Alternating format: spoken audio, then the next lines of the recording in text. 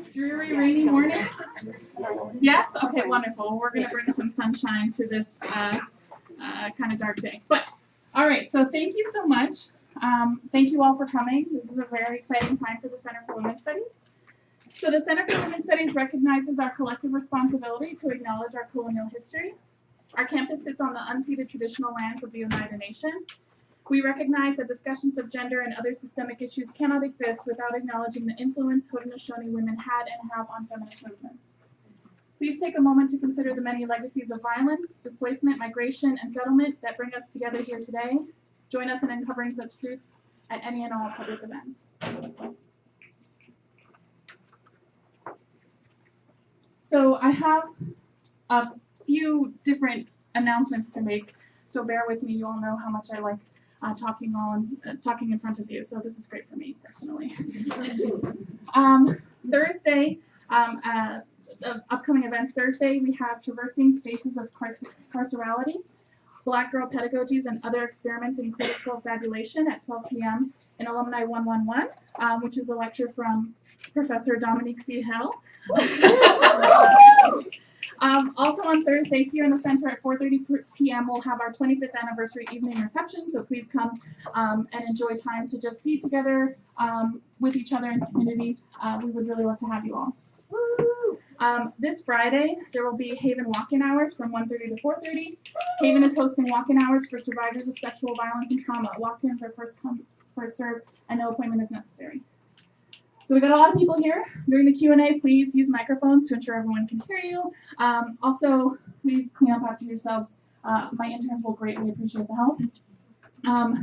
So some thanks for this event to even occur. The surviving family of Rita Everts Chamberlain is sponsoring Women's Studies anniversary events in her memory.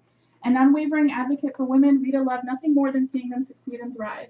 The Chamberlain family hopes this event serves as continued inspiration for the fierce young women at Colgate to pursue and persist and never take no for an answer. Women's Studies Center 25th anniversary events have been made possible thanks in part to the generosity of Katie and Tally Roberts, class of 01, Robert Chamberlain, class of 74, and family in memory of Rita Chamberlain, class of 75. All right. It's my pleasure to introduce our panelists for today. Very first, moderating for today is Professor Dominique C. Hill, class of 05. We are so grateful to have her part of the Women's Studies community again. She was an Educational Studies and Women's Studies double major. She received an MS from Miami University of Ohio and PhD at the University of Illinois, Urbana-Champaign. Deeply shaped by women's studies and the experiences working here at the center, Professor Hill is thrilled to be back at Colgate, teaching and doing the work of feminism at such an important moment, and we are so grateful to have her here with us.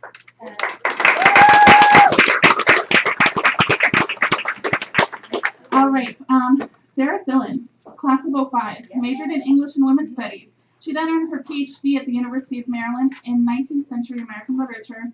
Currently, she is an assistant professor of transnational American literature at Central Washington University.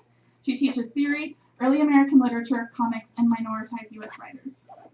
Gabriella Jones-Casey, class of 09, originally from Brooklyn, New York, is a first-generation graduate from Colgate. She majored in women's studies and history, serving in leadership roles in SORT, Canosione, women's rugby, and Alana. Presently, she works at 32BJ SEIU as a union field representative, responsible for coordinating fightbacks, enforcing and negotiating collective bargaining agreements. Dina Robinson is a Black, queer, and Jewish attorney, institutional organizer, storyteller, and anti-racism consultant. She graduated from Colgate in 2012. At Colgate, her student activism centered around sexual assault prevention. She chaired SORT and co-chaired BSU and Advocates. When she's not working, Dina is dreaming about collective liberation. Emily Ha is a writer and educator. She graduated from Colgate in 2009. On the same day, her daughter turned 4. She holds an MFA in nonfiction writing from the University of Ohio. Emily currently spends her days as an HEOP counselor at Siena College and her nights working on a novel. Tess Comstone, after graduating from Colgate, Tess pursued a master's in women's gender and sexuality studies from Ohio State University. While there, she completed a thesis interrogating the role of public art in anti-rape activism on college campuses. She is currently taking a break from academia, partially to finish the novel that has taken up residence inside her head. Poppy Leo is a first-generation Chinese-American actor and producer who brings their identity as a queer migrant person of the Asian Pacific Islander diaspora to art and entertainment. In addition to acting, Poppy is a full-spectrum doula and currently serves on the board of directors of Sister Song, Women of Color Reproductive Justice Collective. She currently stars in the NBC sitcom Sunnyside, streaming on Hulu. We are so grateful to have so many wonderful alum back, so I'm going to pass the mic, well, not really because she has her own mic, to Professor Hill, and we're going to get this started, and again, thank you all for coming.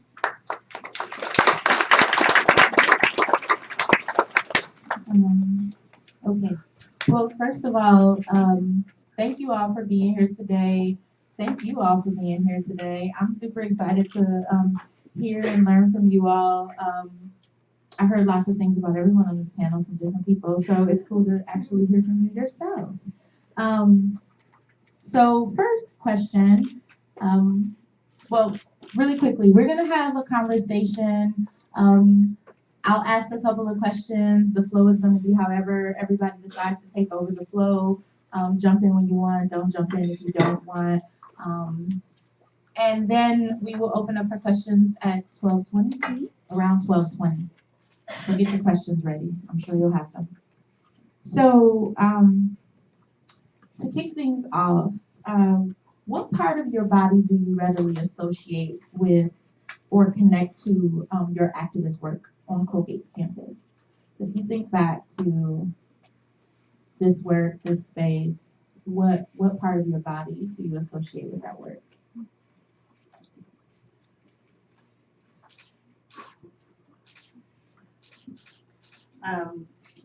So I was, so when I went to Colgate, I graduated in 09 with Emily. I was very active, probably overactive. I think the part of my body that I would associate with activism and pushing boundaries would probably be my mouth. Because I have a smart mouth, and it was through debates and conversations in oftentimes predominantly white and male spaces that created or allowed me to grow and be able to, I think, understand my experience not only at Colgate but when I went to other predominantly white and male spaces. So I think for me, I experienced my feminism through my mouth.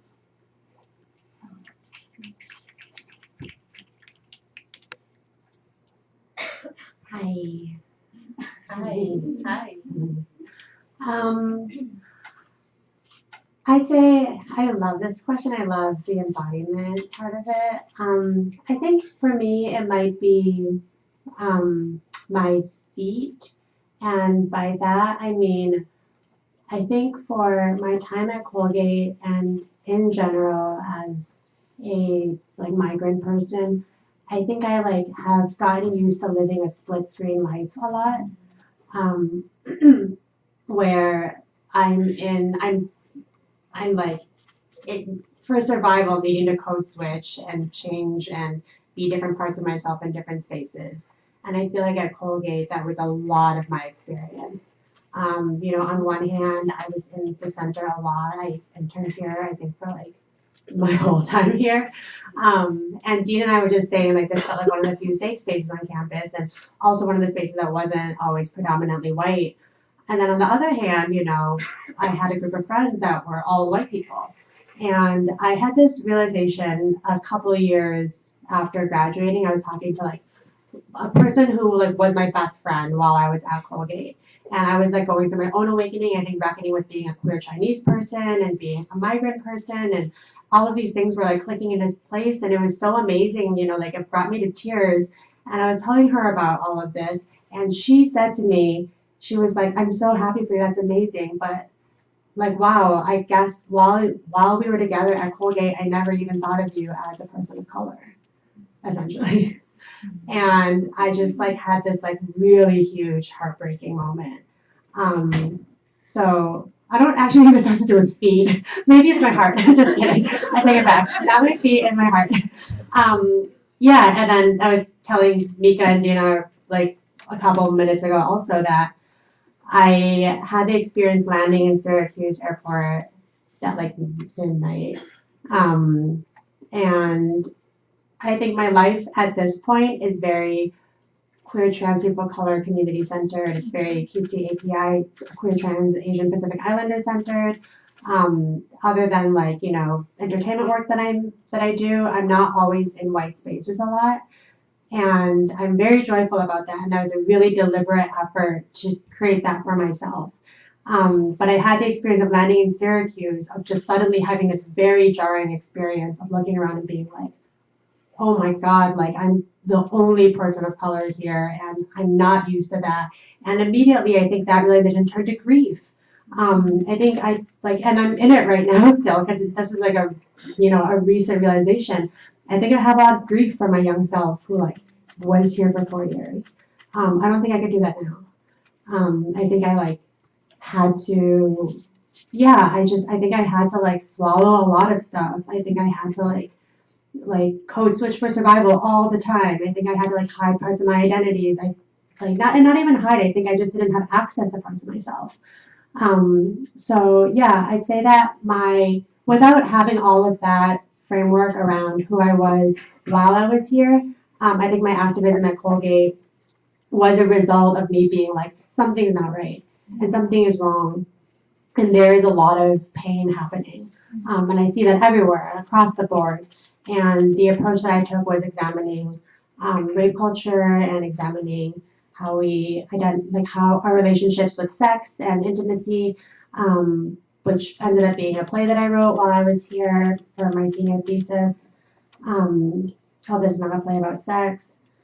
But yeah, I think that was all. I was kind of just grasping in the dark. You know, I didn't know. I knew something was wrong. I didn't know where to start, and that's where I started.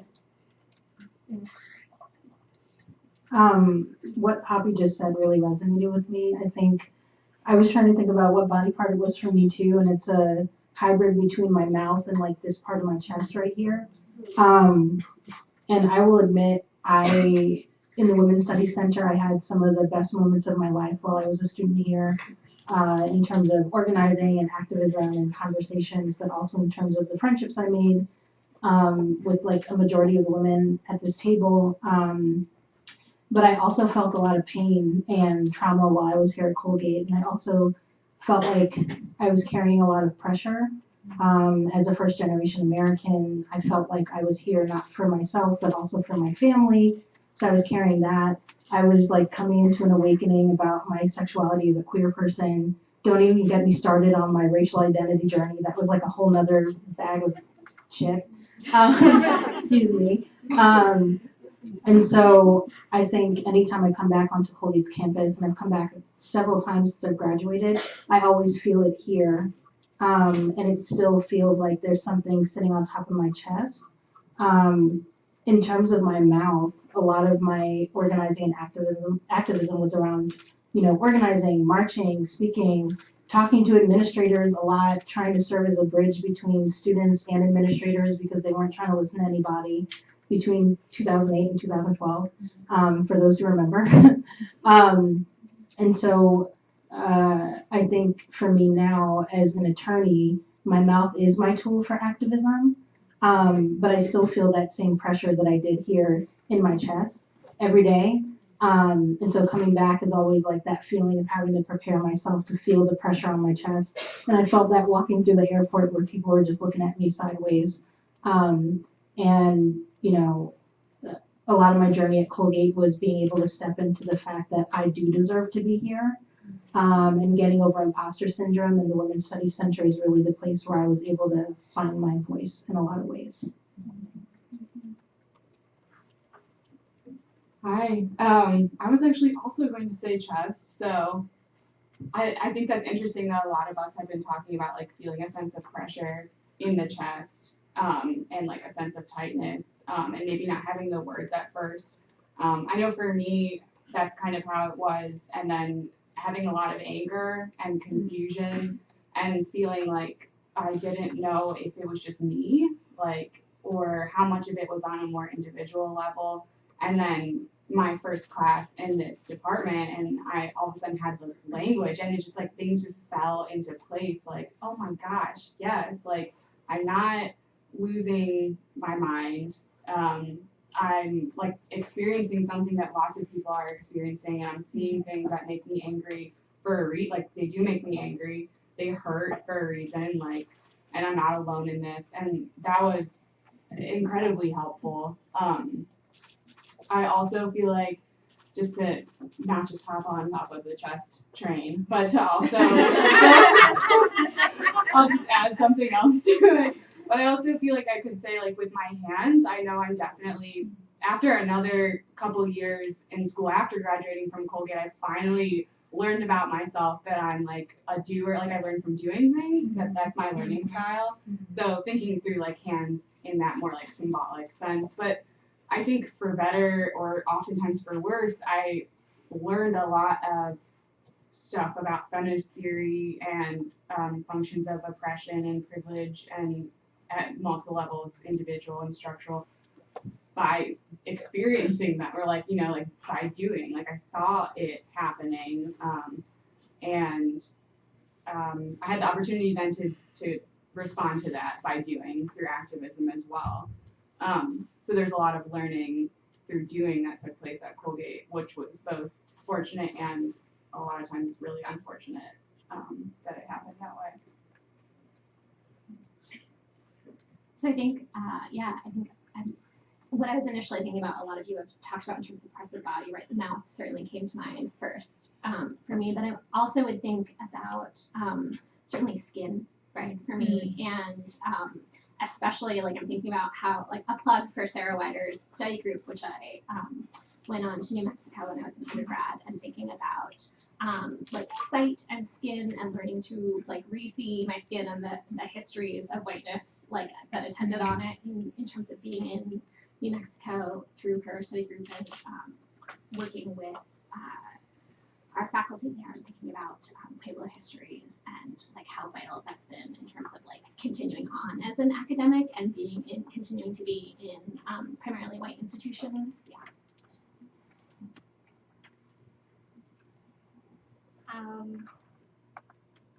Is this on? Okay. I would say for me, parts of my body would be two. So I guess it's like my body as a mother. So I actually found out I was pregnant with my daughter my first month of my freshman year. So like my actual first month here. And then ended up having to take medical leave. And then I had my daughter in May. And so I think that shaped so much of my experience here because, as a non-traditional student, right, there was only one other person here on campus who had a child. Well, there were a couple, so I mean, the kids kid too. Yeah, and so for me, like my activism maybe looked a little bit different, and actually, like, I love that Professor Lowe is here because, like, everybody who attended this one brown bag that she gave when I was a student, like, has, repeated this to, like, innumerable crowds of people. And so this, like, little kernel of truth, which is, like, one way to be a feminist is to raise a feminist. And so, like, a lot of, like, my activism was, like, literally just existing here and being here. And then like taking my daughter, with me to classes, like when her daycare was closed, so that I could like even graduate. And then bringing her to the center, like she went with me to so many talks. I mean, she was like the wokest 5-year-old. Like, like we were having conversations about like gender constructs and all of that when she was like 2-3 years old, so. But I think that was really, important for like other people on campus to see as well too, right? That like we like here it can seem like so homogenous in the sense that everyone is a traditional student, and like and residential, you live in the dorms and all of that, and so like I had a really different experience here, and then I would also say the other part of my body right, would be like the part that remembers trauma, which is like literally like my whole body. And so I think, like literally just like graduating, right? So if for those of you guys who went to the film screening yesterday, like one of the things they talked about in that film screening was like people who have high ACE scores, so like adverse childhood or experience. Yeah, thank you. And so like I have a really high score, so like just a lot of like trauma in my like personal history, and so like even literally just like graduating with all of those risk factors, you know what I mean? And so my experience, like with depression and as a single parent, and then like, being the first in my entire extended family to go to college. So it was just like all of these things sort of compounded. Yeah. So, and then I think also even just like finding community, and then being able to like love yourself. I don't know why I'm getting emotional. Sorry.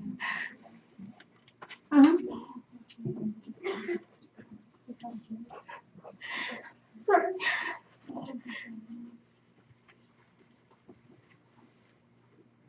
Thank you.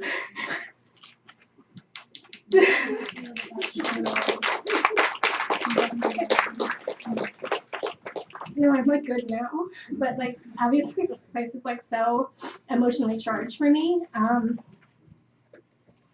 Like working through a lot of these things and like literally this is not an exaggeration when I say that like the Women's Study Center like legit saved my life. And like my professors and mentors, like my friends who are like my community, like I legit like, would not have made it without you guys. Okay, I'm done.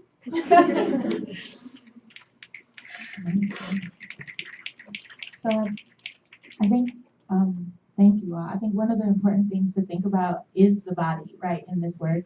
A lot of students, we want to abstractly, intellectually, want to intellectualize racism. We want to intellectualize gender, sexism, all the things, but we really don't think about what happens to our bodies through each of these pieces. So one, having you all being willing to talk about that. I hope you all will take that challenge as well, to sit with what is your body doing when these things happen.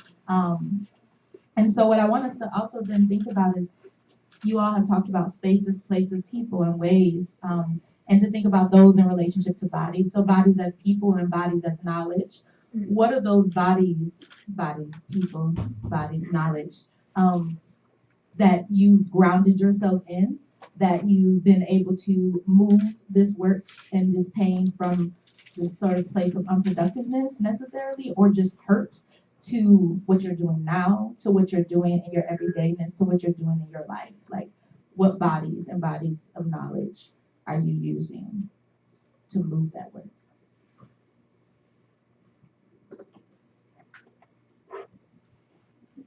I'll jump in.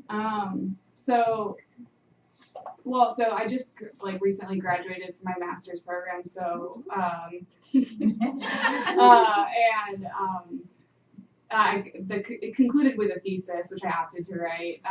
And so a lot of my thinking in that, so to answer this question, partially it's about the bodies that were centered in the writing of my thesis and my academic work, but also I'm like pushing myself to write a novel because I've always wanted to. So it's also thinking about like those bodies that are still situated post academic work and like creative work.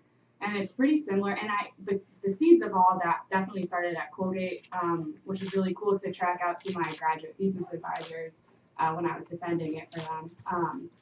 But I took a class my senior year here in women's studies. It was with Professor Christina Serna. I don't know if she's in the house right now. But she taught this Chicana artivism course, and that changed my life. Like, that changed the way that I understood academic work and feminist work. And just like seeing how artwork could be like art. I don't want to say it could be academic. I don't know. But how we can talk and think through artwork and create it with a firm foundation in feminist theory and like feminist activism and how it can work on its own as activism. and what that does for the larger community, what it does for the person who like see the work, what it does for the person who's created it or the people who helped create it. And that was a big part of my thesis, which was thinking through the way student-led public art protests on college campuses actually interact with the college campus through policies and rhetoric, and what that does for participants and survivors and the larger community. So a lot of the artists, the Chicana artists that we like studied in that course, were really important theorists for me, even though I don't know if they would consider themselves theorists. Like that is what they were for myself. And there was also an intro to queer studies class that I took, and I cannot remember the professor's name. I don't think he's here any longer. He's in the English department. Yeah. And that's where I was introduced to Dana Luciano and Ann Svetkovich, who both thought about how like emotions could be politicized and were politicized, and how certain emotions were wrong in public spaces, or like how emotions are actually wound up in ideas of white supremacy and sexism and ableism. And that kind of informed my thinking on my thesis as well. And the final like really huge piece for me was being introduced as a graduate student to Margaret Price's work. She's a professor at OSU, and she does like critical disability studies, and being able to put theories about and real like understandings of the world about like how spaces are made for particular bodies, and those that body is a very specific body actually, even though we say that it's made for like the majority of people, it's not, like spaces, even like college campuses and like academic spaces, and then all the theory and scholarship in those spaces is for like the white male, like able-bodied minded straight cis person, and then everyone outside of that gets thrown into a category of like unfit or non-able-bodied minded, and putting like all of that together, it just kind of like fell into place. And I don't know how much of it was actually planning on my part, but it ended up leading towards like my academic thesis, and a lot of it is still like situated in the way that I want to like write creatively as well.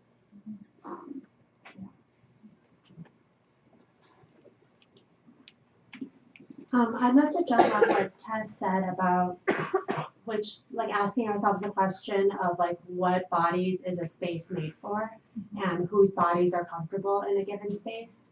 And I say that because I think that right now there's a lot of jargon around like inclusivity and like diversity, which is a word I personally don't like, because I think it's not necessarily actionable, or it's very, anyways. But yeah, so I think there's a lot of stuff on like inclusivity and all of that, but I think that's actually missing the point a little bit. It's not about like, are we inclusive of everyone? It's who are we centering? And who's centered and uplifted, who's in the middle of this. And as long as, it's white supremacy in the middle of it, you can be as inclusive as possible, but it's still going to be a colonial, white dominated space. So we have to create new spaces, we have to create new frameworks, what we're looking for doesn't exist right now. And at the same time, it does exist in that it's being done in like on the community grassroots level in so many places. I'd love to take this moment to talk about Sister Song, which is an amazing organization I'm currently on the board of. And the idea that, I recently joined the board in May of this year. And what feels really important to acknowledge is that whenever we talk about Sister Song, we have to talk about the lineage of it. We have to talk about the 12 Black women who created reproductive justice in '94. We have to talk about the 17 Black women in '97 who created Sister Song to bring reproductive justice to the world. We have to talk about, the pivot in that they wanted to create a space where Black, Indigenous, Latinx, and Asian Pacific Islander women could be in solidarity with one another. All of that is important when we talk about, like, for instance, if we were to talk about reproductive justice right now, we have to talk about legacy. We have to talk about lineage, especially because so many of our legacies and lineages are erased. And the history and the version of it that we have is a white male dominated one. And so we had to know who our founding mothers are. We had to know who, like, you know, the queer POC activists before us were, who pioneered this. And in some ways, we're rewriting our own histories, you know, like the legacies that I come from were not legacies that I learned here in Western traditions or challenges of modernity at all. Like, at all. We did not relate to any of it. Like, yeah.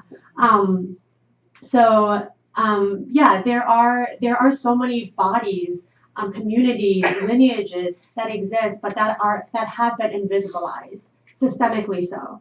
And it's our job, I think, to excavate them and to bring them to today and to create those spaces. One other thing I'll say about Sister Song is that the central point of it is that it's Black, Indigenous, Latinx, and Asian Pacific Islander women of color and queer trans people of color centered in this movement. But it is a human rights movement for everyone. So it combats I think, the notion that only white people can create universal things for everyone. We don't need white people to create a universal thing that's inclusive of us. We can make that ourselves, and everyone will benefit from that, you know? So, yeah, that's an organization that is a body I feel I have great privilege of being a part of. And I think the other thing, too, is the reminder that a lot of times, especially, you know, I think in college too, when we're encountering a lot of information for the first time and everything feels so new. And I remember my freshman year, like, yeah, my first class I had was Mika's Intro to Women's Studies class, which basically changed the course of like my college life and life. But yeah, there's like so many epiphanies of, oh my gosh, has anyone ever like thought like, this is so new. Oh my God, I want to like scream this, or I want to like, we need to do something about this right now. There's a lot of like, we need to do something. And that's amazing energy. And also I encourage everyone to remember that you don't need to build anything from scratch. Whatever it is that you want to do or make probably already exists. And there are probably people that are already doing that work in many, many places. And a lot of the times our job is to uplift those people who are already doing the work. We don't need to create something new. You know, I think that's a colonial mentality that like, we need to create a new thing, whatever. No, it's already happening. I say that specifically a lot because, again, I have like a sort of split screen life with my activism, et cetera, and also being in the entertainment industry. But, you know, that's something that I say in that space a lot too. There's a lot of like celebrity culture where people are like, oh, I found a movement. I want to pioneer this and be the face of this movement or whatever. And it's like, that's very harmful, you know, and it takes away from the reality that like, instead of my friend Park Cannon, who is a co-chair of Sister Song and also the youngest House Rep member in the country, and is amazing, said something really great where it's rather than to reinvest in our communities instead of divesting away. This was a response to when the when like the near total abortion ban happened in Georgia in the spring of this year. A lot of Hollywood reacted by being like, we're going to take a lot of our industry out. We're going to put pressure on the government by like taking away money. We're not going to shoot her anymore, etc. But instead of divesting away, we also need to reinvest, you know? So instead of like taking that away, to be like, who on the ground is doing the work for these communities? And how can we rechannel access, power, resources, platform, influence, money, capital, all of that to those people? It's really about redistribution.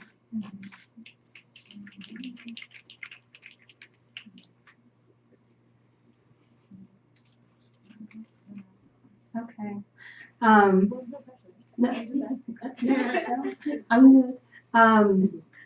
So I've been reflecting on what everyone has shared so far, and I'm thinking about the folks at Colgate, some of whom are in this room, some of whom are not and have since left Colgate, who provided the bodies that kept me here. My freshman year of college, there was a racist incident that happened right after Barack Obama had his inauguration, and I remember I went to the Dean of Students, Kim Taylor, and I was just like, I didn't even know her. I just busted into the office. I walked past the person I was supposed to make an appointment with because I was just so angry. And I walked into her office and I was like, you need to find a way to get me off this campus before I burn this campus to the ground. So she heard that and she was like, oh, okay, let me like connect you to all these different people. And every single person that she connected me to changed my life. Were it not for the professors I met, the mentors I had, the students I met, other student organizers and activists, I am kidding you not, I would not be where I am right now. I would not be here on this panel. I would not be an attorney. I would not be doing any of that stuff because I would have left. So when I think about those bodies, those are the bodies that I feel I carry with me into every space that I go into. Other bodies of work, I read Sister Outsider by Audre Lorde for the first time in Nicolo's class. That changed my life. The uses of the erotic, that essay, that absolutely changed my life. And today it still influences how I organize and try to move through the world. Octavia Butler is another author that has like pretty heavily influenced me in my activism. And now coming from that lineage, Adrienne Maree Brown, whose work focuses a lot on pleasure and collaboration and community building, has also influenced my work. And one of the lessons I learned at Colgate was that we can never get through it alone. And I mean that in all ways, like healing, getting through like generational and collective trauma. You literally can't do it by yourself. And I think when I first got to Colgate, I thought that I could, until I found a community that was here to hold me when I needed it the most. And so now, as an attorney, that's another body that I think of. And I'm hypercognizant every day when I go to work of the fact that there aren't many Black attorneys across the country, especially not like first generation American queer Black attorneys. And so what I decided to do pretty early on once I got into law school was to bring all of those bodies of work into spaces with me, which for me looks like citing Octavia Butler in briefs, which some of the people I worked with are like, I don't know if you can cite that. And I'm like, yes, I can. I sure as hell can cite whatever I want. Thank you. And so bringing that scholarship into my work, because I want to decolonize the legal institution. You know, it's like historically racist institutions. And I feel that very heavily. It gives me like that same feeling of pressure on my chest. And so I want to decolonize it and think about like indigenous ways of knowing and being. And what would it look like if the legal institution was centered around queer and trans people of color? What would pleasure look like in the legal institution? What would accountability look like? What would a legal institution without prisons look like? And so I'm always thinking about those things and trying to weave in collective liberation for all of us, which I don't think is something I see very often with my fellow attorneys who can't think critically about anything. So those are the bodies that I bring with me. And then another body that's not in the room is that of my grandmother, who she lived to see me graduate from Colgate, but didn't live to see me graduate from law school. And she did not like that I was a women's studies major at all. Neither did my mother. My mom was like, oh, if you major in women's studies, you're going to become a lesbian. That's what she said when I told her I was majoring in women's studies. But my, right? Haha, now I'm queer.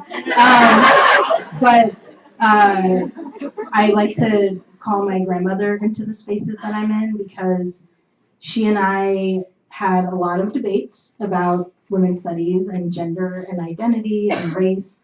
And I got her to read Sister Outsider, which I don't even know how that happened, but she read it. She was like, I don't agree with any of this, but she read it.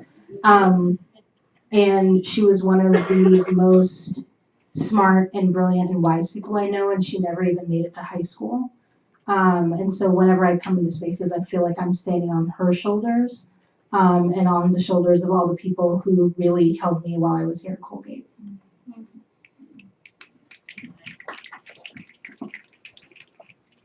Yeah, so that's so real.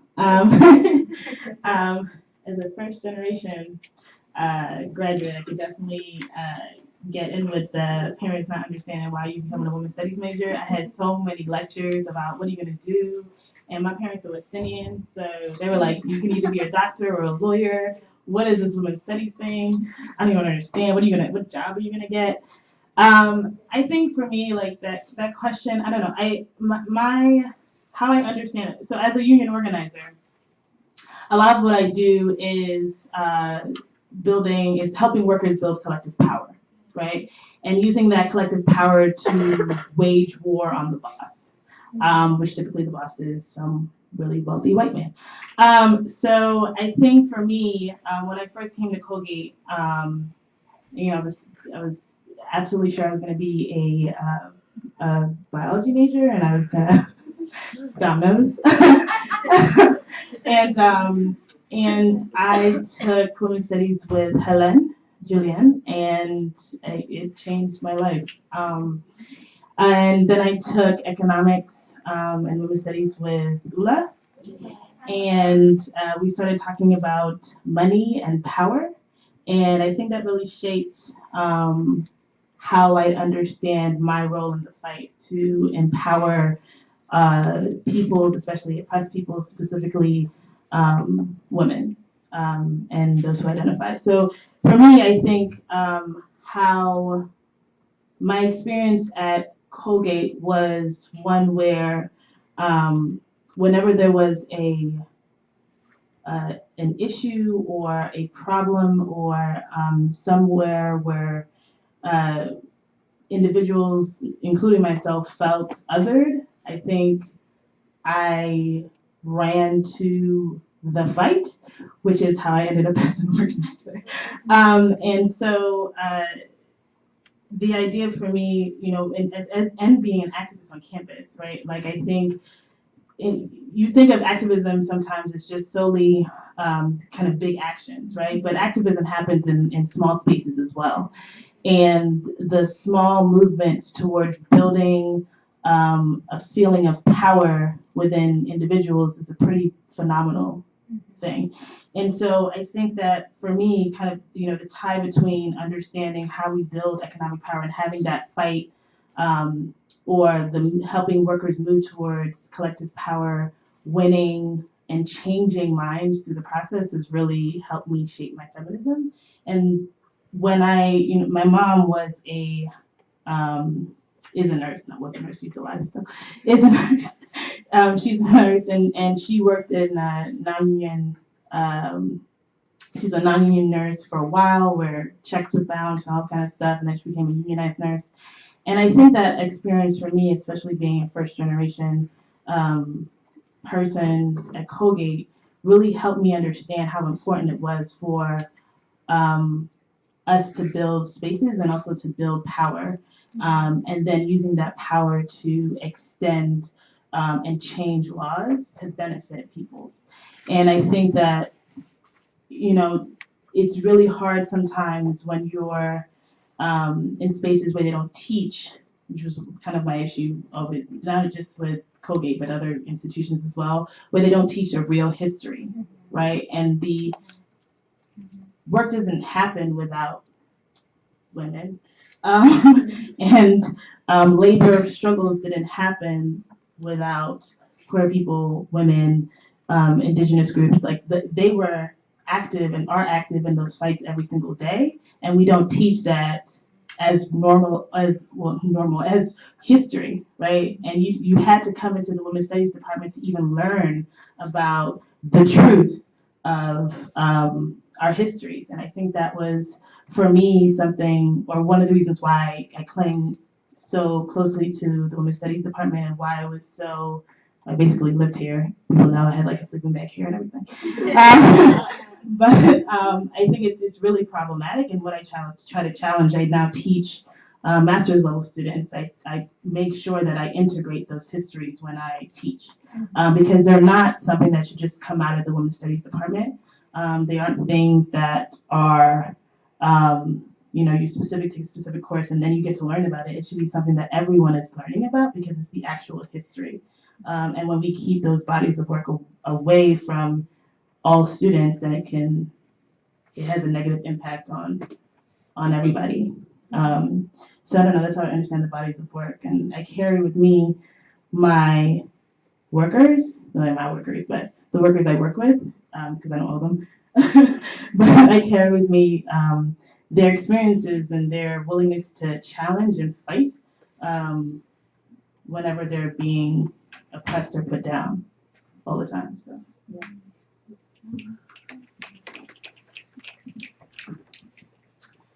So there's a quote on my desktop, and it's the Toni Morrison famous quote that if there's a book you want to read but it hasn't been written yet, then you better write it. So, going off of also what Poppy said about how you have to excavate kind of your own history. So, as a writer, I think about this a lot, like, what's the one story I wanted to read and that I really needed growing up? And I think, like, for me, my relationship so my family's Vietnamese, and for a long time, like, I had a very fraught relationship to my own culture. As a feminist, I think I came out of the womb, like, kicking, screaming feminist. And so that didn't really mix well with, like, the version of, like, Vietnamese culture that I was exposed to, and I say it like that, right, because it took a long time for me to figure out that, like, what my parents were teaching me was Vietnamese culture was actually their, like, post-Vietnam War, experience of Vietnam in a very particular time, and a lot of that was really informed by, like, war trauma as well, too, and so being, like, hyper patriarchal and, like, very much, like, just having this, like, very patriarchal, very protective, like, hyper sexist, like, viewpoint of the world, and so, like, my relationship to it was really fraught, and it wasn't until, like, I went to Vietnam after graduation that I was like, holy shit, like, they, just, like, the rights, that, like, women have, and also, and this is, obviously there's still problems, but, like, they passed, like, national rights for LGBTQ community, way before we had it in the States, so it was like, and so for me, thinking about, like, and the more I understood, like, my own history, right, and then,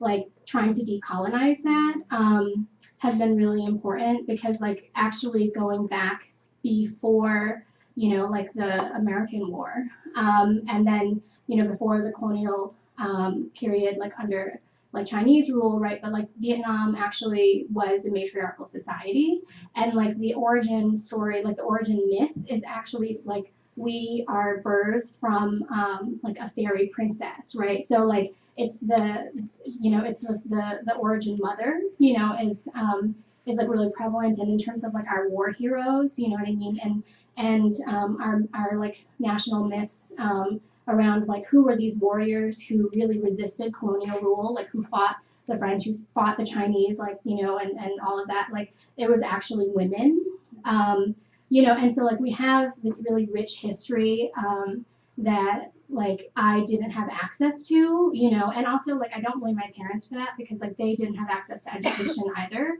you know what I mean? And so it was like they were not even aware of that history. And so one of the things that I think is really important for me, like, as a writer, is, like, to uncover that history. And I think so much of it, like, it's been very meaningful for me personally, but I think in terms of, like, my craft and my art and, like, the stories that I want to tell have been really informed by that. And then additionally, I think, like, oral traditions, right? So again, like, this post-war period, and I'm very, like, I love academic, writing and researchers and theorists, but, like, the older I get, I'm, like, more interested in actually, like, the experiences of people who actually didn't have an education, and that is because of a lot of, like, systemic barriers, right? So, like, oral traditions is one way that, like, I found out, about, like, my own history through this really rich tradition of storytelling, right? And, like, being passed on from generation to generation. And then I think, like, the knowledge of your ancestors, you know what I mean? Like, that's really important. And so, like, well, okay, I'm not going to tell you about what I'm writing about, but there, but there is like kind of a part of it where it's, like in the novel, but also like how I view like my role as a writer is almost like a form of mediumship, right? So it's like my ancestors are like communicating, through me. And so that's really important. And then I would say, in my work, like teaching creative writing. So again, like, like trauma really, my knowledge of trauma really informs that. And I'm working on an essay right now about like how to effectively teach, creative writing, or maybe, more effectively teach creative writing to people, who have trauma in their past, right? Because like our current model right now is really problematic. Like I can, like it was really like re-triggering for me, so I don't know how many of you guys have taken like creative writing classes, but and like, Iowa like invented this model, right? The Iowa Writers Workshop. So, but the model is like you submit your work to, your classmates, and then they read it. And then like for the entire workshop, right, which is about like an hour and a half to sometimes 3 hours, like you sit there silently. You do not say anything, while all of these people like critique your work, and you're not allowed to respond. And like, I think in an ideal world, right, like all of these people would be a part of like your audience, right, like your ideal like readers, but like in the real world they're not. Like I'm not writing to like Joe whatever, you know what I mean? Like he's not a part of my audience. He doesn't know where I'm coming from. He doesn't know the history, and the culture. And so like a lot of the times like their comments like at best are really ignorant, and at worst are like trying to tear people apart. And like, but for me it was very triggering and very traumatizing, because I think like, from someone like literally it's my fight or flight that has instincts that have like enabled me to survive, and so in no other time and period in my life have I ever had to sit somewhere while like people just talk shit about me and berate me, and it feels like an attack. Like my body cannot actually tell the difference, you know what I mean? And so like, I feel like it's a form of like it indoctrinates you in a sense of like learned helplessness, right? Mm-hmm. Where you cannot respond, you cannot speak up for yourself, you cannot escape. You are like literally stuck in this room, and it can be very re-traumatizing and very triggering for people. And so like that, thinking of like what's a different model, right? Like how, because so many like writers of color have actually stopped writing, or they write about this all the time, or how traumatizing the workshop is, from like Junot Diaz to Ayana Mathis to, it's just like you name them. There's just so many writers. And then I also think, lastly, like another kind of body of knowledge is, I would say, personal knowledge, right?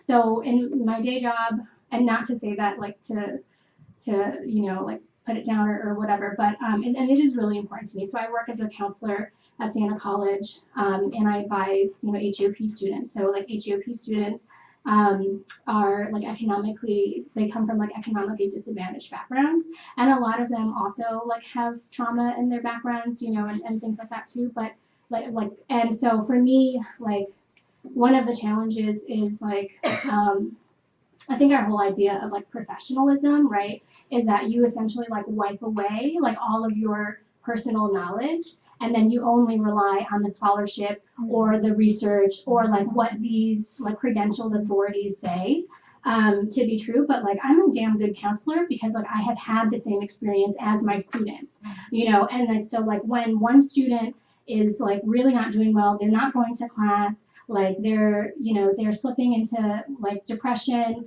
or whatever it is, and we can just tell, right? Like we needed an intervention immediately. Like my colleagues who did not have the same experience, right, don't come from the same community, like they don't really know what to do other than to say you should go to the counseling center, and like I'll tell you, like the counseling center is great, but like they're not there to handle that, you know what I mean? It's like it's too much. And so I think like for me then to like really question like what does professionalism mean, and then also like to say like I have this personal knowledge that is just as valid, and just as valuable, and then also to like teach my students that, right? So like they're going into these classes and they're going into these classes, and like maybe they haven't like read CNN or like or not read, but like watched CNN their whole lives. They haven't read The Atlantic. You know what I mean? Like they don't know sort of all of this theory, statistics, or things like that. But like they have their lived experience, and like that allows them to like be equally,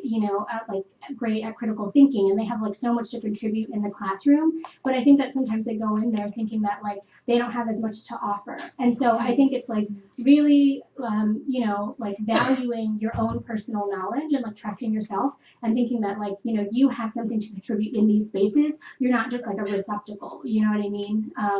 So yeah. So,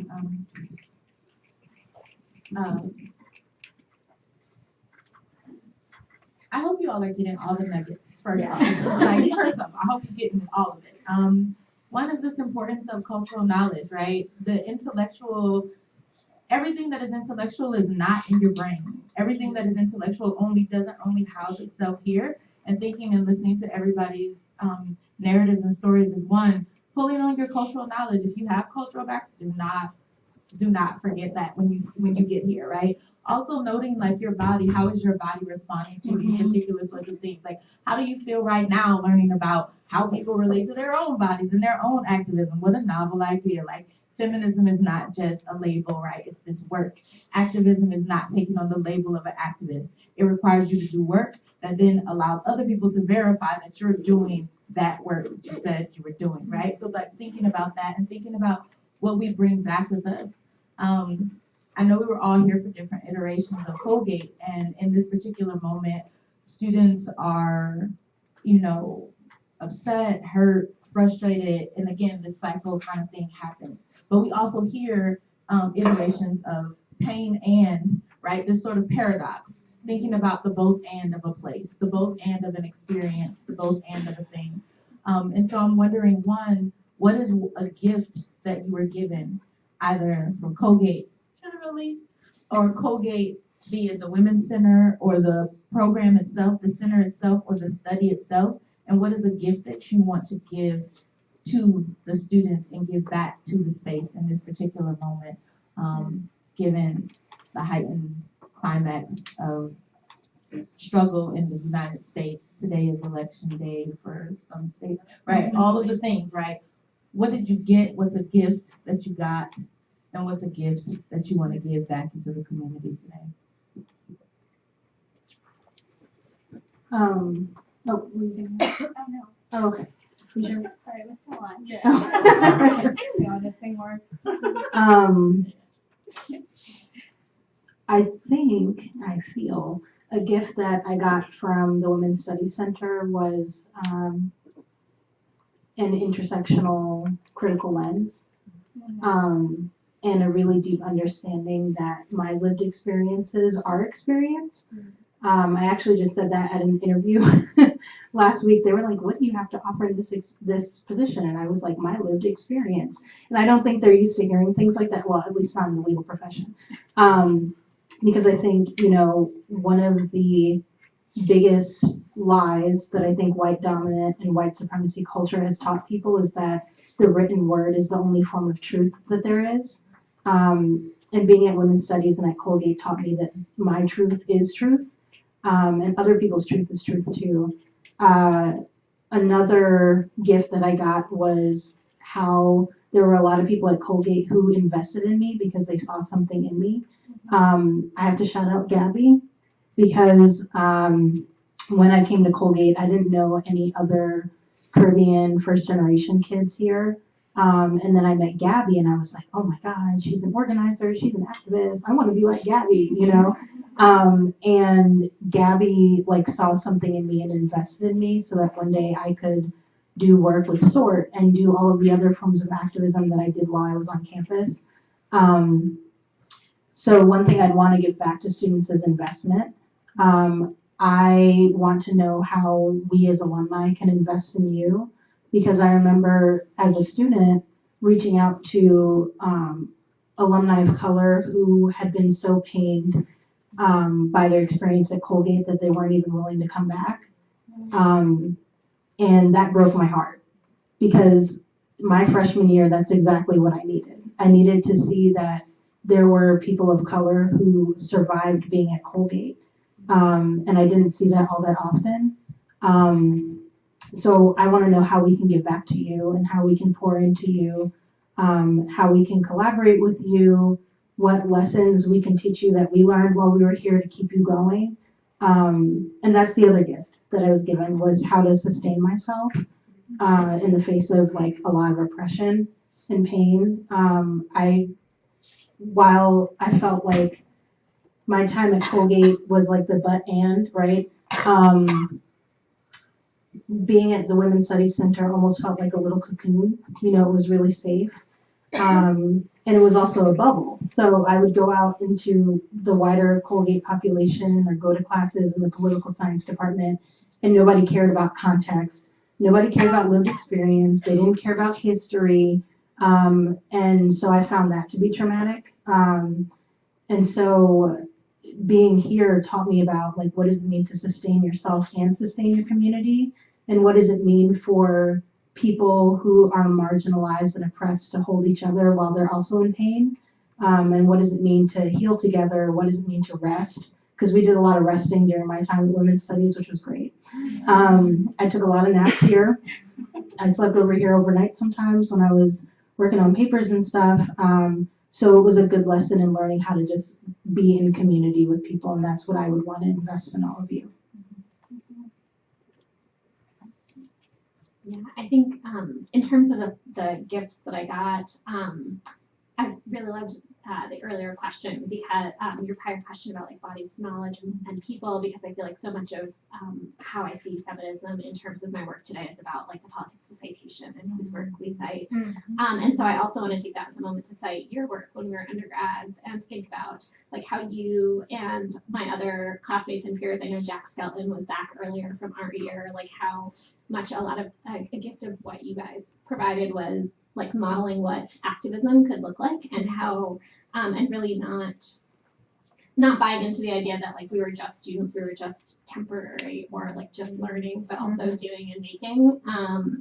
And also I think about, I love how many people have cited Mika's class. I took her women health and medicine classes in undergrad, and just had a child in 2018, I don't know what year we're in now, like a year and a half ago. I've lost all sense of time. I'm still very much in it. And they think about how like 13 or 15 years after that class, all of that knowledge, like all those conversations about our health system and women's roles within them, and pregnancy and all that came back and primed me to like be in a place to have conversations with other people about how our bodies felt in that moment and afterward in recovery, and what does that look like. So that like, yeah, just over a decade later, it was amazing how that all like just kind of came back when I needed it. And so I think, yeah, in terms of what I want to echo this idea of like, yeah, wanting to hear more from current students about what kinds of support and knowledge are like generative for you to have. And also I think the other thing is just to kind of affirm again, as I'm sure you often hear from women's studies grads, like how much the things that you are learning are like, yeah, for me have stayed. And I think, and also how much the kinds of activism you all are doing will continue to shape your classmates in addition to your own lives. I think that's, yeah, worth knowing now. So I think I got a ton of gifts from all the free food. No, don't look at me like that, Ernest. So I think I was really, and that was the sweetest thing that you said. I was like, oh, I didn't scar anybody. So I think for me, I was really fortunate to come here at a time where there was a ton of people of color on campus who were very, very invested in the students of color, and I think for me, Ernest and Dom really had a profound impact on me. You know, coming here as a first generation college student, like so I agree with Emily. Like sometimes you are being feminist, right? But you don't know what to call yourself yet because you don't have the terms. So I was always pushing back, and more so called defiant, or I don't know how to behave, or you need to know your place kind of program. And when I came to Colgate, I started to be able to have the language to know what to call myself and who I was becoming. And I think that thanks to Ernest and Dom, the environment was one where we were really supported in learning and challenging and growing and hurting. And, they really helped make it so that a lot of students were able to graduate. Though you may not even know that you did that, but you did. um, and in addition to that, another gift that I received, I remember I was about to graduate, and I was like, I'm just gonna go get my PhD, which is like what a lot of students say. It's a bad idea. I'm just gonna go, and I remember Ula was talking because I always ask for people's advice and then make charts and lists and stuff. Ernest knows that, and she said, "Why are you doing this? It's really dumb." And I was just like so taken aback. I was like, why is this white lady telling me that? But it was probably the best advice I've ever gotten in my life because I'm an organizer now because of the advice she gave me about really trying to figure out what I was interested in, what I was passionate about, really volunteering and digging in and trying new things, which sometimes is really scary, especially when your family is not supportive. But it really does pay off in the long run. And so I think, SORT and the Cultural Center really helped shape my experience here, my feminist experience here, my experience as a student of color here, and allowed me to be powerful to the point where when I graduated, I forced myself into a lot of spaces and was able to get a lot of funding to help support the next generation of students that were coming in. So I think that's really important. And a gift I think to give to the students. For some reason, there's this culture that students don't think that they're powerful. It's so weird because we have this, language in organizing where like, you're a consumer, right? So as a tenant or a consumer, you have a ton of power, right? You can shift power dynamics with the bosses. And it's so interesting in working with students because a lot of the classes I teach are around trying to get the students to push back on the administration, which is probably going to get me fired. But for students to understand that you're extremely powerful, right? You can actually change. A lot of young people have helped change the world that we live in today and can do that. And to not be concerned so much about the rules that people are telling you exist because reality, they kind of don't and are breakable. But to understand that in your spaces you have a lot of power and you can actually change environments through collective action and using that power. And so I think that's something that I kind of, got from Dom and Ernest, and I think it's really important for the next generation of students who actually want to improve the world in a real way to understand that. Because when you leave here, you're going to go into some workspace and you're going to be faced with people who want to make sure you don't know that you're powerful, which is why we organize in the workplace. So it's really important that you start exercising that now, even though it might seem uncomfortable or scary.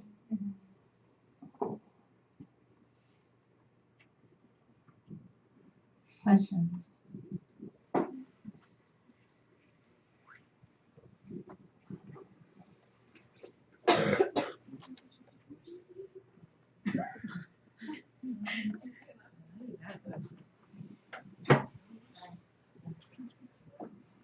Hi.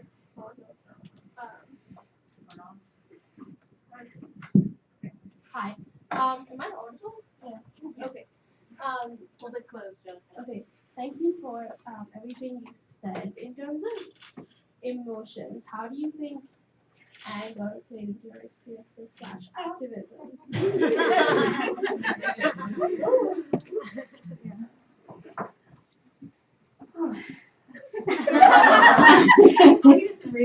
I know, right? I'm so glad you asked that question. I am not kidding. Being at Colgate was probably the angriest I've ever been in my whole life. I was I was so angry. I mean, I reached like a similar level of anger in law school, but it was slightly different. Anger played a huge role. I agree with what Gabby was saying about like the power that you all have as students. Our anger between 2008 to 2012 and all of the collective anger that has been in the lineage of student activists at Colgate pushed the university to change a lot of their policies and their systems. And there's like a difference between collective anger and like hot anger and cold anger, right? And I think what the administration started to realize was that our anger was like straight up righteous anger. When you thought about the context of how Colgate came to be, what was happening on campus then, what's happening on campus now, you have a right to be angry. And there were a ton of student activists, myself included, who would regularly storm into administration to confront the president of the university. And Colgate was the first place that I learned that anger could actually be constructive, and that I wasn't going to back down just because somebody thought I was angry. So by the time I was getting ready to graduate, my label on campus was that I was like the angry black woman, and I was like, damn right, I'm angry, I'm pissed, you know? And so I would walk around being angry, but it got things done. But I think the flip side of that is that you still need to have the community to come back to hold you. Because sometimes if you don't have a place to release your anger, it's just going to eat at you and it's not going to help anybody, right? It's certainly not going to help you. So I think anger is good when you can channel it into activism, especially when it's collective anger, especially if it's collective anger that like connects students, faculty, and staff. I think that's when it's like at its best.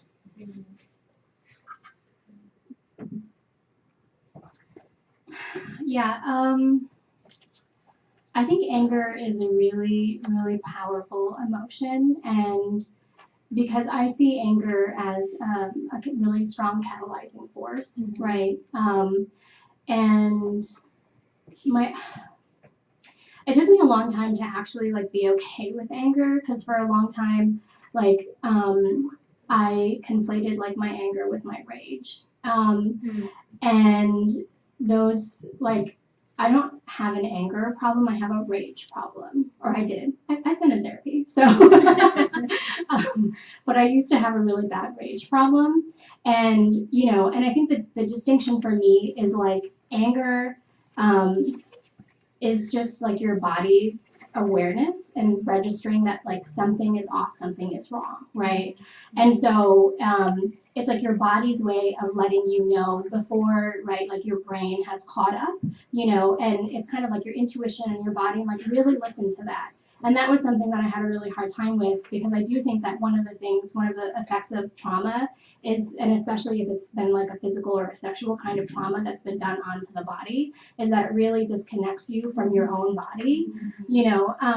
And so like, I didn't know how to like read all of the signs that like something was wrong. And so like, I would try to repress it, and then not channel it into something, and then it would become rage. Like rage is destructive, right? And like rage can be destructive like outwardly, you know, so you can like harm other people, you can break things, you can whatever, but like sometimes rage can be inward as well too, you know, and you can do a lot of like, you know, self-harming, self-sabotaging type of behaviors.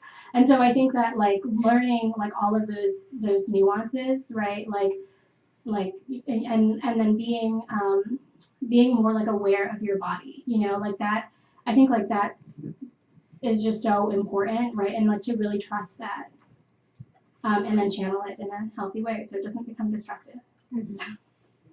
But also, I'm sorry, one other thing I want to say too is like I also recognize that like as like an Asian woman, you know what I mean? Like I think like it is a privilege for me in a way to be like, yeah, I'm angry, and also I'm like 4'10", and like nobody thinks I'm intimidating, even with my red lipstick on, like, and so like it doesn't have the same sort of like social connotations and stereotypes, like as that like black woman, angry black woman stereotype, and so for me it also was like this other relationship to anger where then, I'm like, yeah, like I'm angry, but like for me it was like, well, people would perceive me as like not like I shouldn't be angry because I should be like subservient and and obedient and just really passive and like neutral and and like and that goes into this whole other thing with like sort of like racial dynamics and how the sort of white dominant society has used like Asians like to promote anti-blackness, and so there's like a lot of that that's in there that's tied in with that, but so like, but again, I think, anger is generally like very healthy when it's channeled and just like listen to it. So yeah, so I mean, from an organizing perspective, right? Anger is what comes before action, right? And so I think, when you said that, I just flashed back to all the microaggressions that happened at Colgate around people trying to invalidate your anger. And that is extremely dangerous because, especially if you start second guessing, am I allowed to be angry? And so I think it's typically a gut reaction, right? Like this doesn't feel right, so something's off. I think if more people followed that, right, and then figured out who was feeling that, and then collectively came together, we would have a lot more actions happening. And so I think that's really important. Like, don't let anyone invalidate your feelings, and trust your instincts and your gut reaction. And that did happen when I was here a lot. And even amongst those who said they were allies, frequently from my experience, Black men. So being able to push back and challenge that is really important as well, and to get people to understand why them doing that is actually destructive to us actually reaching collective justice.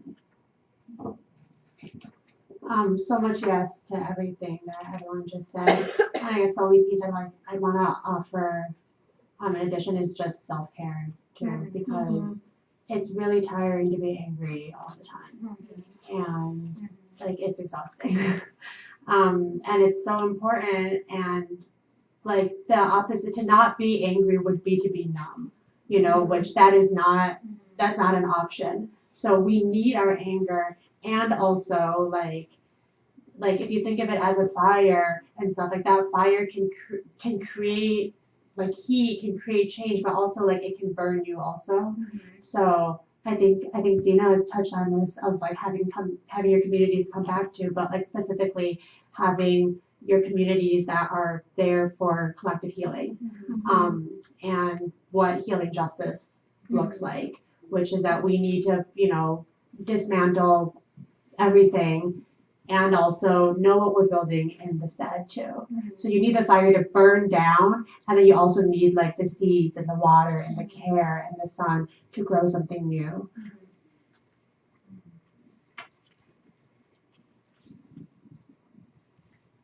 Maybe one or two. Hello. What do you think are the best ways that myself as a white woman can be an active and effective ally for people of color, women of color, without invading their space or taking away their voice?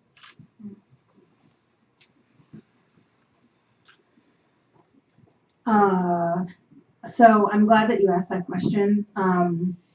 When I do racial equity facilitation, one of the things that I usually tell white folks is that I don't like the term allyship, because I think allyship presumes that the work is not on white folks, and it is. So I see the actual role for white folks as being co-conspirators. I think if it's anyone who's an ally in the relationship, it's people of color being white folks' allies. That said, I think a great place to start is building awareness and consciousness raising with other white folks who also believe in doing like collective liberation and anti-racist work. Because I think sometimes I think of everything in terms of a cycle of action, which kind of follows like a community organizing model. So you have the awareness piece, and usually people want to jump straight from awareness to taking action, which is problematic because you can sometimes harm like the most impacted communities.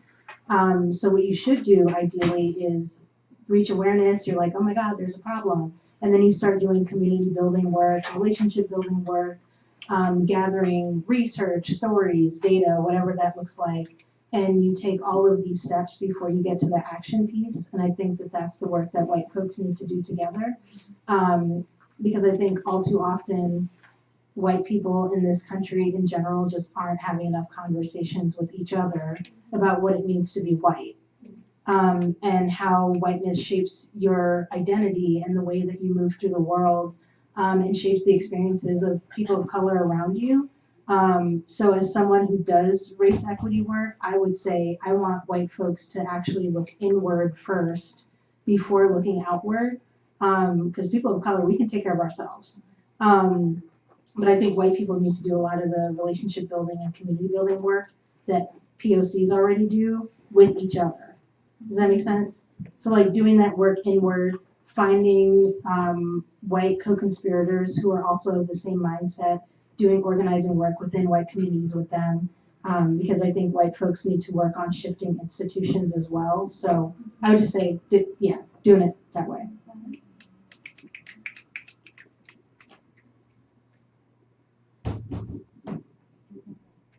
I don't know. I was like, you look like you're thinking about something. No, I was just gonna say like ditto. Everything is same. If no one else has an answer for that question, we can take one more, and then we'll wrap it up.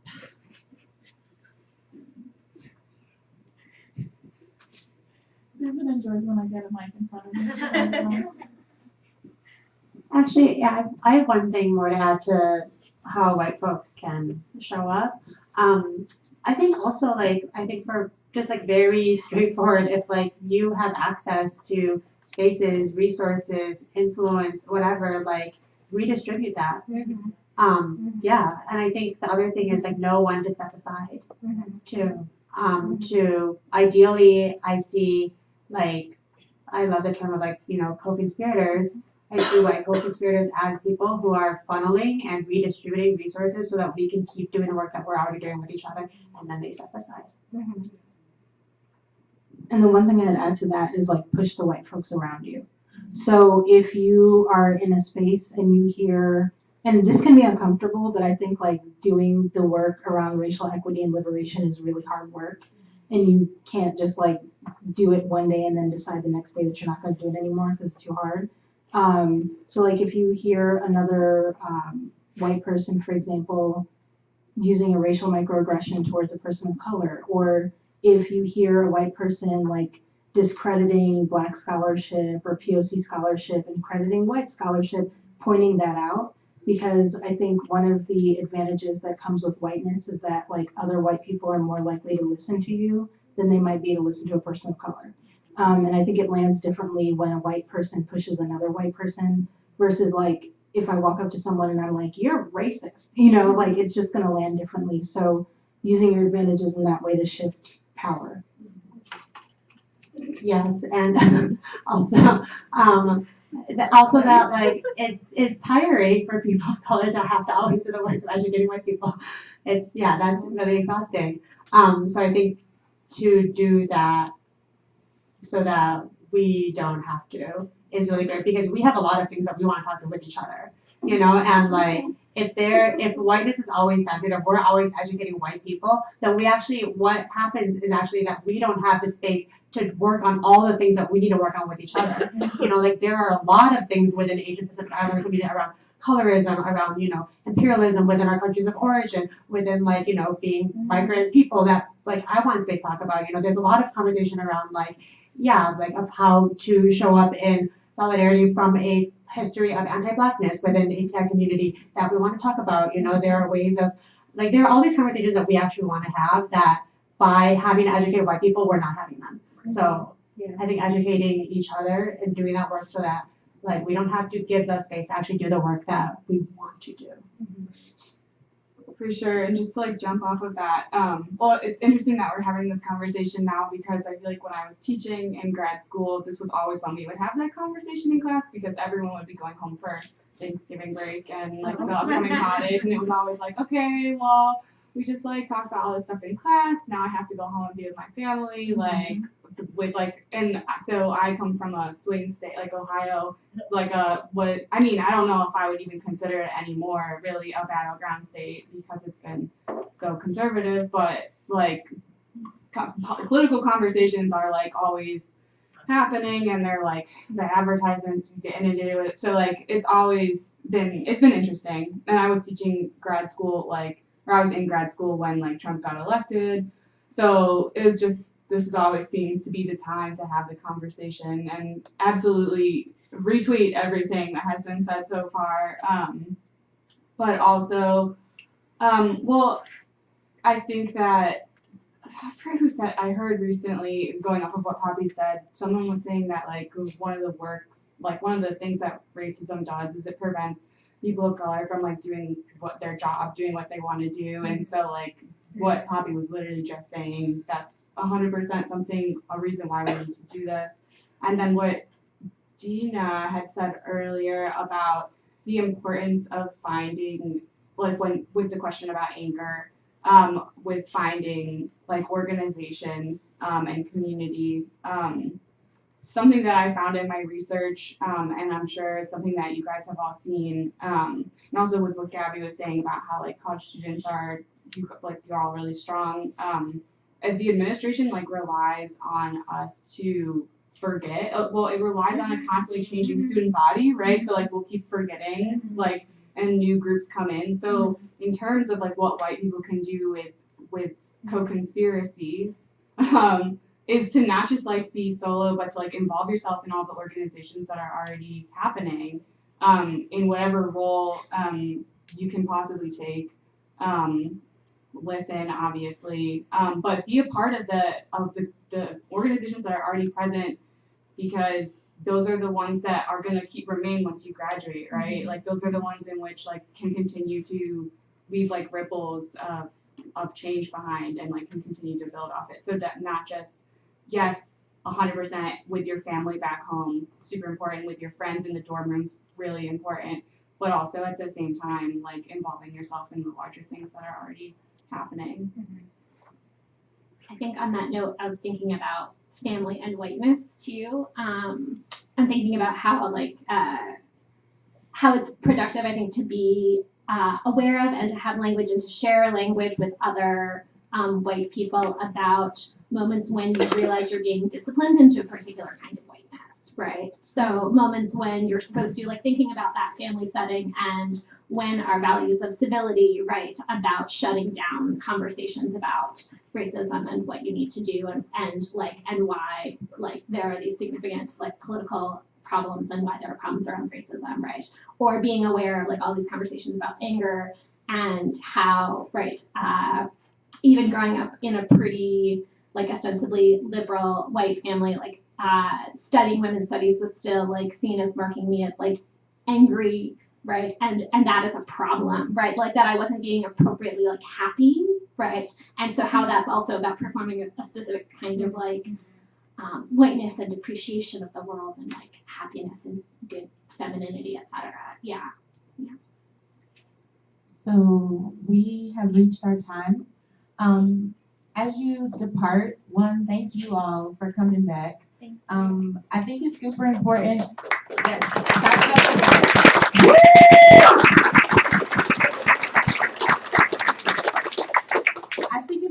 important to mark this particular moment, one in a particular time where it's very easy.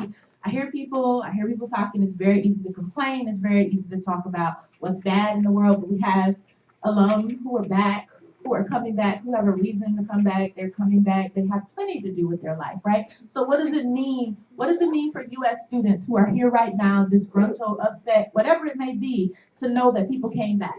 What does that mean? One, what does it mean to do feminism? So this shirt, I'm gonna stand up. I'm not showing you my butt. I'm showing you my shirt. So, right, as a doing project, right? What does it mean? What can you do right now beyond just thinking? Let's go past the thinking. And let's try past the conversations, like, because we can talk ourselves into nothingness, right? But what does it mean to do this work? What does it mean to do it for ourselves and our bodies? What does it mean to do it with our bodies in mind and not just our minds? What does it require of us, of our bodies, of our interactions?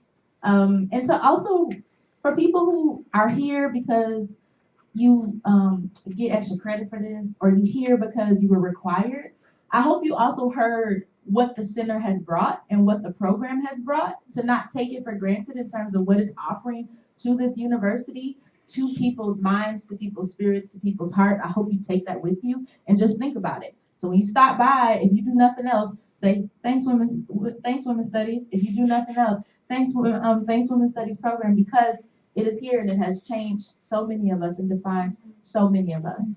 So thank you. Thank you.